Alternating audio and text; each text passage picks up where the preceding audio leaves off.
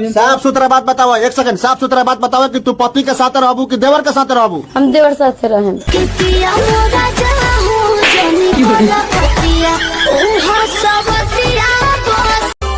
हम बजे आगे हमरा आगे केहू खोख दी।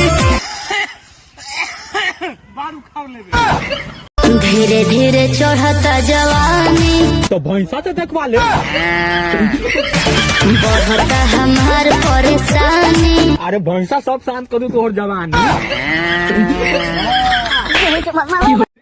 अगर मेरा पैसा नहीं मिला तो मैं मर जाऊंगा। इधर नहीं, बाहर रोड पे जाके मरने का।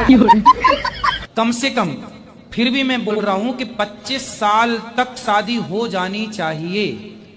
22 में मत करो, 23 में मत करो, 24 में कर लो तो अच्छा है, वरना 25 हो जाए, 26 तक नहीं हो पाई और 27 तक रुके तो लड़का लड़की भाग जाएंगे।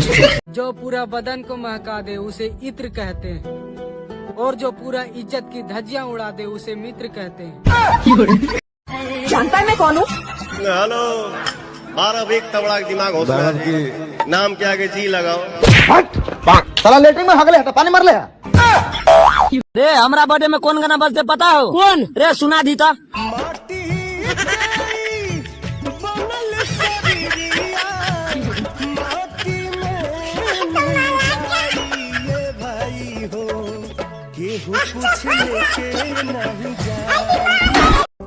जे पढ़ी हो मरी, जे ना पढ़ी हो मरी, तो अभी से ही लोट लेके काहे घूमत रही हो?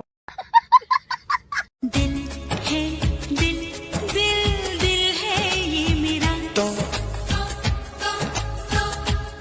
तेरा घर ये नहीं है,